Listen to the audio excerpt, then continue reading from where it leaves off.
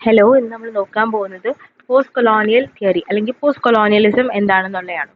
Post colonial criticism എന്ന് പറയുന്ന ഒരു തിയററ്റിക്കൽ അപ്രോച്ചാണ്. ഒരു കാലത്ത് കോളനീസ് ആയിട്ടുള്ള കൺട്രീസിൽ പ്രൊഡ്യൂസ് ചെയ്യപ്പെട്ട ലിറ്ററേച്ചറും അതുപോലെ എങ്ങനെയാണ് കൊളോണിയലിസം അവരുടെ കൾച്ചറിനെയും ഐഡന്റിറ്റിയെയും പവർ സ്ട്രക്ചേഴ്സിനെയൊക്കെ ബാധിച്ചിട്ടുള്ളത് എന്നാണ് പോസ്റ്റ് കൊളോണിയൽ തിയറിയിൽ പഠിക്കുന്നത്. അതുപോലെ പോസ്റ്റ് കൊളോണിയൽ എന്ന് കേൾക്കുമ്പോൾ തന്നെ അത് കോളനൈസേഷൻ അല്ലെങ്കിൽ കൊളോണിയലിസത്തിന് എഗൻസ്റ്റ് ആയിട്ട് വന്നിട്ടുള്ളതാണ്. അതുപോലെ കോളനൈസ്ഡ് ആയിട്ടുള്ള ആൾക്കാരുടെ എക്സ്പീരിയൻസ് ആണ് ഇതിൽ പറയുന്നത്. ഇനി കുറച്ച് കീ പോയിന്റ്സ് നോക്കാം. അതിൻ്റെ ഒരു ഹിസ്റ്ററിക്കൽ ബാക്ക്ഗ്രൗണ്ട് എന്ന് പറയുന്നത്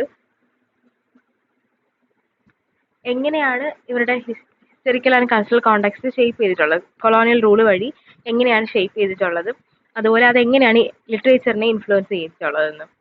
അതുപോലെ ഒരുപാട് ഡീകോളനൈസേഷൻ മൂവ്മെന്റ്സ് ഉണ്ടായിട്ടുണ്ട്.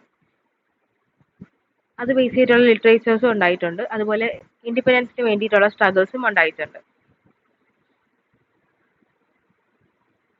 അതുപോലെ കോൺസെപ്റ്റ് ഓഫ് ഹൈബ്രിഡിറ്റി പറയുന്നുണ്ട്.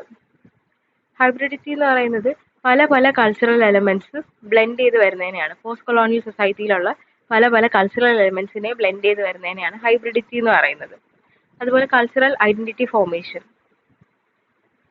ഈ കൊളോണിയൽ ഹിസ്റ്ററിയുടെ സമയത്ത് എങ്ങനെയാണ് അവിടെ ഒരു ഐഡന്റിറ്റി ഫോർമേഷൻ ഉണ്ടായിട്ടുള്ളത് എന്ന് പറയുന്ന ഒരു കോൺസെപ്റ്റാണ് പറയുന്നത്. പിന്നെ അടുത്തതാണ് യൂറോ സെൻട്രിസിസം ആൻഡ് അതറിങ്. യൂറോ സെൻട്രിസിസം എന്ന് പറയുന്നത് യൂറോപ്യൻസ് ആർ ദ ബെസ്റ്റ് എന്ന് പറയുന്ന കോൺസെപ്റ്റ് ആണ്. അതിനെ ചലഞ്ച് ചെയ്തുകൊണ്ട് വന്നിട്ടുള്ള കാര്യമാണ് പോസ്റ്റ് കൊളോണിയലിസത്തിൽ പറയുന്നത്. അപ്പോൾ ഈ യൂറോ സെൻട്രിക് പെർസ്പെക്റ്റീവ്സ് ആണ് ഏറ്റവും കൂടുതൽ കോളനൈസേഷൻ്റെ ആ ടൈമിൽ വന്നിട്ടുള്ളത്. ലിറ്റററി കാനൻസിലും അവർ റെപ്രസെന്റ് ചെയ്യുന്നതിലൊക്കെ കോളനൈസേഴ്സിനെ പുകഴ്ത്തിക്കൊണ്ടാണ് എല്ലാം എഴുതുന്നത്. ആൻഡ് അതിനൊരു എഗൻസ്റ്റ് ആയിട്ട് അല്ലെങ്കിൽ ക്രിട്ടിക് ആയിട്ട് വന്നിട്ടുണ്ട്. അതുപോലെ അതറിങ് എന്ന് പറയുന്ന കോൺസെപ്റ്റ് എന്ന് പറയുന്നത് ഈ കോളനൈസ്ഡ് ആയിട്ടുള്ള ആൾക്കാരെ എപ്പോഴും അതേഴ്സ് ആയിട്ടാണ് കൺസിഡർ ചെയ്തിട്ടുള്ളത്. അതേഴ്സ് എന്ന് പറയുന്നത് ഒന്നി ഇൻഫീരിയർ ആയിട്ട്, ഈ കോളനൈസേഴ്സിനെക്കാളും ഇൻഫീരിയർ ആണ് കോളനൈസ്ഡ് ആയിട്ടുള്ള ആൾക്കാർ, അതുപോലെ അല്ലെങ്കിൽ എക്സോട്ടിക് ആണ് എന്നൊക്കെ പറഞ്ഞു പോകുന്ന കാര്യങ്ങളാണ്. അടുത്തത് ലാംഗ്വേജ് പൊളിറ്റിക്സ്. എങ്ങനെയാണ് ലാംഗ്വേജിന്റെ ചോയ്സ് പവർ ഡൈനാമിക്സിലും കോളനൈസേഷനിലും റെസിസ്റ്റൻസിലൊക്കെ റിഫ്ലക്ട് ചെയ്യുന്നത് എന്നതാണ് ലാംഗ്വേജ് പൊളിറ്റിക്സ് എന്ന് പറയുന്നത്. അതുപോലെ representation of the other, colonised ആയിട്ടുള്ള പീപ്പിളിനെ എങ്ങനെയാണ് ലിറ്ററേച്ചറിൽ റെപ്രസെന്റ് ചെയ്തിട്ടുള്ളതെന്നും, അതുപോലെ കോളനൈസ്ഡ് ആയിട്ടുള്ള ആൾക്കാരാകുമ്പോൾ തന്നെ അവർ ഒരുപാട് സ്റ്റീരിയോ ടൈപ്സോട് കൂടിയാണ് റെപ്രസെന്റ് ചെയ്തിട്ടുള്ളത്.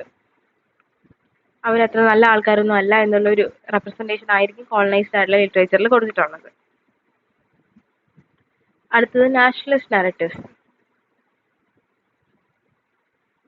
ഈ നാഷണലിസ്റ്റ് നറേറ്റീവ്സ് എന്ന് പറയുന്നത് post colonial nation States establish ചെയ്തതിന് ശേഷമുള്ള ലിറ്ററേച്ചറിനെ ആണ് പറയുന്നത്. അതുപോലെ നാഷണലിസ്റ്റ് ആസ്പിറേഷൻസ് ഒക്കെയാണ് അതിൻ്റെ അകത്ത് പറയുന്നത്. അടുത്തത് critic of nationalism.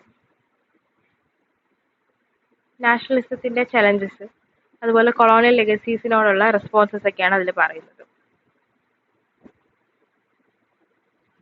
Power relations പറയുന്നത് എങ്ങനെയാണ് പവർ സ്ട്രക്ചേഴ്സ് ഉണ്ടായിട്ടുള്ളത്, പോസ്റ്റ് കൊളോണിയൽ സൊസൈറ്റിയിലുള്ള പവർ സ്ട്രക്ചേഴ്സ് എങ്ങനെയാണെന്നും, അതുപോലെ എങ്ങനെയാണ് ലിറ്ററേച്ചർ ഈ ക്ലാസ്, ജെൻഡർ, എത്നിസിറ്റി ഇതുപോലുള്ള ഇഷ്യൂസുമായിട്ട് എൻഗേജ് ചെയ്ത് പോകുന്നത് എന്നും പറയുന്നുണ്ട്. അതുപോലെ റെസിസ്റ്റൻസ് നാരേറ്റീവ്സ് ഉണ്ടായിരുന്നു. എങ്ങനെയാണ് ലിറ്ററേച്ചർ വഴി ഒരു റെസിസ്റ്റൻസ് ഉണ്ടാകുന്നത് എന്നതാണ് ഈ റെസിസ്റ്റൻസ് നറേറ്റീവ്സിൽ കാണിക്കുന്നത്. അടുത്തത് displacement and diaspora. Diasporic literature നമുക്ക് ഓൾറെഡി അറിയുന്നതാണ്. ഡയസ്പോറിക് ലിറ്ററേച്ചർ എന്ന് പറയുന്നത് ഡയസ്പോറയുടെ പെർസ്പെക്റ്റീവിലാണ് പറയുന്നത്.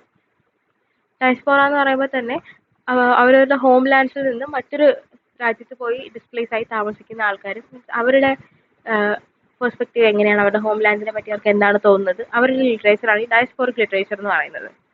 അതുപോലെ കൾച്ചറൽ മെമ്മറി, എങ്ങനെയാണ് ഡയസ്പോറിക് ലിറ്ററേച്ചർ അവരുടെയൊക്കെ കൾച്ചേഴ്സിനെ പ്രിസർവ് ചെയ്യുന്നതെന്ന്, പല പല ജനറേഷൻസ് മാറി വരുന്നതോറും എങ്ങനെയാണ് അവരുടെ പഴയ കൾച്ചറിനെയൊക്കെ പ്രിസർവ് ചെയ്ത് വെക്കുന്നത് എന്നാണ് കൾച്ചറൽ മെമ്മറി പറയുന്നത്. അടുത്തത് globalisation and neo colonialism. Globalisation critic, എങ്ങനെയാണ് പോസ്റ്റ് കൊളോണിയൽ സൊസൈറ്റിയിൽ ഗ്ലോബലൈസേഷന്റെ ഇമ്പാക്റ്റ് വന്നിട്ടുള്ളത്, ഈ എക്കണോമിക് പരമായിട്ടും കൾച്ചറൽ പരമായിട്ടും പൊളിറ്റിക്കൽ പരമായിട്ടൊക്കെ എങ്ങനെയാണ് ഗ്ലോബലൈസേഷന്റെ ഇമ്പാക്റ്റ് പോസ്റ്റ് കൊളോണിയൽ സൊസൈറ്റിയിൽ വന്നിട്ടുള്ളത്. അതുപോലെ നിയോ കൊളോണിയൽ സ്ട്രക്ചേഴ്സ് എന്ന് പറയുന്നത് എന്താണ്?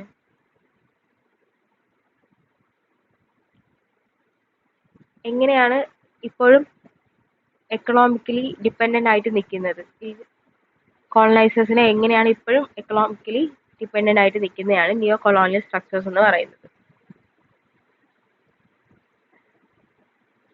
അടുത്തയാണ് ഇന്റർസെക്ഷണൽ അനാലിസിസ്. ഇന്റർസെക്ഷണൽ അനാലിസിസ് എന്ന് പറയുന്നത് ഇന്റർസെക്ഷൻ എന്ന് പറയുമ്പോൾ തന്നെ പല പല സംഭവങ്ങളായിട്ട് ഇന്റർകണക്ട് ചെയ്ത് വരുന്നതാണ്. പല പല ഓപ്പറേഷൻസ്, റേസും ജെൻഡർ, ക്ലാസ് ഇതെല്ലാം കൂടെ ഒരുമിച്ച് ചേർന്ന് വരുന്ന ഓപ്പറേഷനാണ് ഇന്റർസെക്ഷണൽ അനാലിസിസിൽ പറയുന്നത്. Gender and post colonial context പറയുന്നതെന്ന് വെച്ചാൽ എങ്ങനെയാണ് ജെൻഡർ ഡൈനാമിക്സ് ഉണ്ടായിട്ടുള്ളത്, കൊളോണിയൽ ഹിസ്റ്ററിയിൽ എങ്ങനെയാണ് ജെൻഡർ ഡൈനാമിക്സ് ഉണ്ടായിട്ടുള്ളതും അതുപോലെ അതെങ്ങനെയാണ് റിഫ്ലക്ട് ചെയ്തിട്ടുള്ളതെന്നാണ് പറയുന്നത്. അപ്പോൾ പോസ്റ്റ് കൊളോണിയലിസം എന്ന തിയറിയിൽ വരുന്ന കുറച്ച് തിയറിസ്റ്റ് ഉണ്ട്. ഫ്രാൻസ് ഫാനന്റെ ഫേമസ് വർക്കാണ് the wretched of the earth, 1961 വർക്കാണ്. എഡ്വേർഡ് സെയ്ത്തിന്റെ ഓറിയന്റലിസം 1978 വർക്കാണ്. ഗായത്രി സ്പിവാക്കിന്റെ can the subaltern speak 1988, Homi K ബാബയുടെ ദ ലൊക്കേഷൻ ഓഫ് കൾച്ചർ 1994.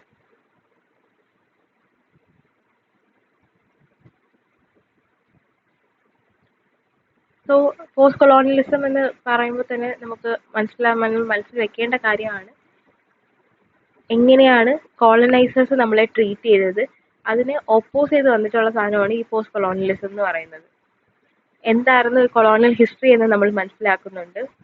അതുപോലെ പോസ്റ്റ് കൊളോണിയൽ സൊസൈറ്റിയിൽ ഉണ്ടായിട്ടുള്ള ഐഡന്റിറ്റി ഇഷ്യൂസും പവറും റെസിസ്റ്റൻസും അതിനെ പറ്റിയൊക്കെ നമ്മൾ മനസ്സിലാക്കുന്നുണ്ട്. അതുവഴി ഒരു ഗ്ലോബൽ ലിറ്ററേച്ചറിനെ നമുക്ക് വളരെ നന്നായിട്ട് മനസ്സിലാക്കാനും പറ്റുന്നു പോസ്റ്റ് കൊളോണിയൽ സ്റ്റഡീസ് വഴി. ഇനി കൊടുത്തിട്ടുള്ളത് കുറച്ച് മേജർ ഫിഗേഴ്സും അവരുടെ വർക്ക്സിന്റെ ഡീറ്റെയിൽസ് ആണ്. ഫ്രാൻസ് ഫാനൻ നേരത്തെ പറഞ്ഞ ആള്, ബ്ലാക്ക് സ്കിൻ വൈറ്റ് മാസ്ക്, ഈ ഒരു വർക്ക് വഴി psychological effects of colonisation on the colonised individual, particularly addressing issues of identity and race, ഈ ഒരു സംഭവമാണ് പറയുന്നത്.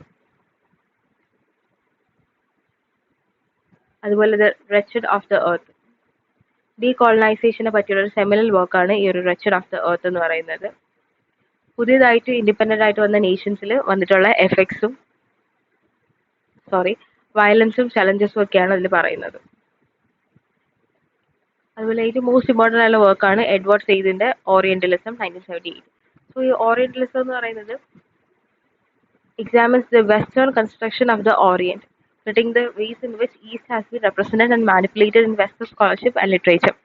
എങ്ങനെയാണ് ഈസ്റ്റിനെ വെസ്റ്റുകാർ റെപ്രസെന്റ് ചെയ്തിട്ടുള്ളത് എന്നാണ് ഓറിയന്റലിസം എന്ന് പറയുന്ന വർക്കിൽ പറയുന്നത്. പിന്നെ അദ്ദേഹത്തിന്റെ മറ്റൊരു വർക്കാണ് കൾച്ചർ ആൻഡ് ഇമ്പീരിയലിസം.